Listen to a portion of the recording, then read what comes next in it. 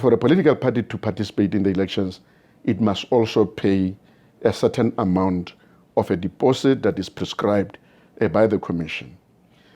So Section 26 requires the political parties to comply and for them to firstly be registered and secondly to submit the party list.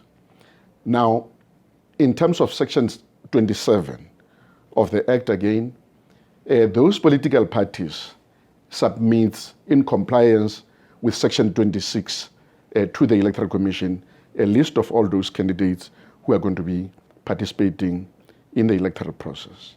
Now, there are certain things that have got to happen.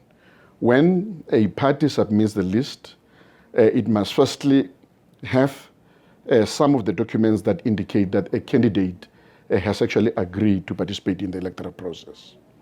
But also, a candidate must also indicate that they are bound by the Code of Conduct. And that is very important because Code of Conduct regulates the behavior and the conduct of the political parties and candidates leading up to the election. And then when this has been done, the Chief Electoral Officer will look at the list and see as to whether the political parties comply with Section 27 as I have indicated earlier on. And then if a political party does not meet all the requirements, the Chief Electoral Officer will inform that political party in order to be able to submit information that will make that political party to comply. And immediately after that, the list of the political parties as well as candidates that are going to be contesting the elections are going to be publicized so that any person who wants to raise an issue with the list or with the candidate, they can actually be able to do so. So there is a framework, there is an arrangement where any person who wants to object against a candidate or a list of candidates can be able to do so. And then after that particular period, then the commission will also have a particular period within which to look at the objections. So the section that regulates this kind of framework is Section 30 of the Electoral Act.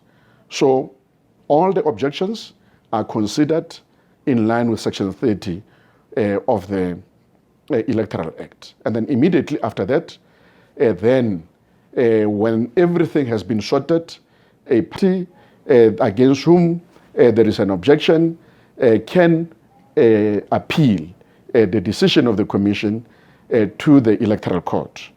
So any person, a candidate or political party or any voter can actually look at the list that is being publicized and raise an objection in terms of the Constitution. So, for instance, the person will say, I'm objecting against so and so because this person does not meet the requirements as outlined in Section 57 of the Constitution. So those are the most important aspects about qualification to be a member or to be a candidate in the elections. Now, Section 31 basically of the Electoral Act basically outlines what now needs to happen immediately after the objections have been dealt with by both the Commission and the Electoral Court. So one of the most important things, for instance, is that now the Chief Electoral Officer must indicate and issue to the political parties certificates to indicate that they've complied.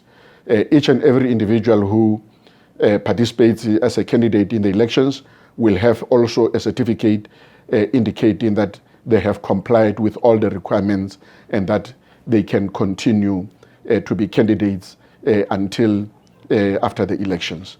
So this is very, very important for people to understand, for political parties to understand the process, but also to understand how they can object to the candidature of any individual.